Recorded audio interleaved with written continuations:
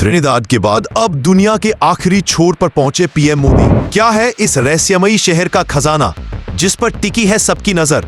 सोचिए, PM Modi Caribbean देश Trinidad से सीधे धरती के उस कोने में जा पहुंचे जहां से दुनिया खत्म हो जाती है। जी हां, अर्जेंटीना के उस आखिरी शहर में जहां से अंटार्कटिका बस 1000 किलोमीटर दूर है, मोदी ने 57 साल बाद कदम रखे हैं। यहाँ पहुंचते ही उनका स्वागत जय श्री राम के नारों से हुआ और इस शहर में छुपा है वो खजाना जिसे पाने के लिए अमेरिका, चीन, रूस, ईरान समेत पूरी दुनिया पागल सी हुई पड़ी है। क्या भारत उस खजाने को हासिल करने में कामयाब होगा और मोदी का ये मास्टर स्ट्रोक क्या है? आइए जानते हैं दुनिया का आखिरी शहर और भारत से उसका रिश्ता।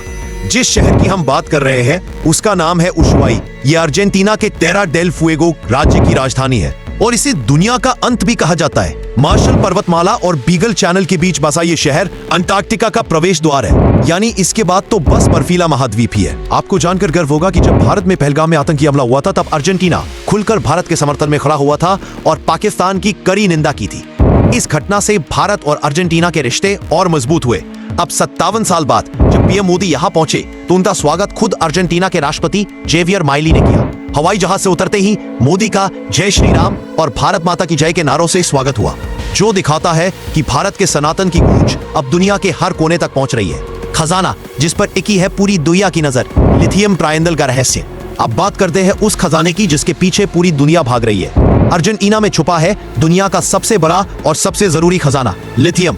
अर्जेंटीना लिथियम ट्रायंगल का हिस्सा है जिसमें बोलीविया और चिली भी शामिल है। ये तीनों देश मिलकर दुनिया का लगभग 80% लिथियम उत्पादन करते हैं। अब आप पूछेंगे ये लिथियम इतना खास क्यों है?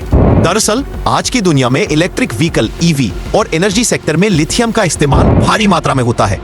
मोबाइल फोन से लेकर लैपटॉप की बैटरी तक और अब इलेक्ट्रिक कारों से लेकर स्वच्छ ऊर्जा के भंडारण तक हर जगह लिथियम की जरूरत है।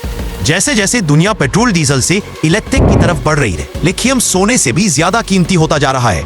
अभी चीन के पास लिथियम का सबसे बड़ा भंडार है, लेकिन अगर भारत को अर्जेंटीना से भरपूर लिथियम मिल गया तो हम चीन को इस क्षेत्र में कड़ी टक्कर दे सकते हैं। यही वो खजाना है जिसे पाने के लिए मोदी अर्जेंटीना पहुंचे हैं। 15 जनवरी 2024 को भारत और अर्जेंटीना के बीच लिथियम की खुदाई को लेकर एक बड़ा समझौता हुआ था।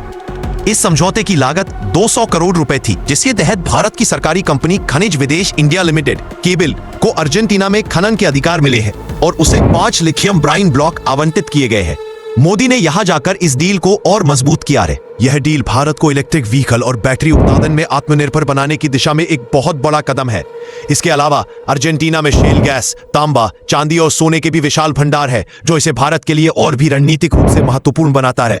57 साल बाद भारतीय पीएम का कदम और सनातन की गूंज।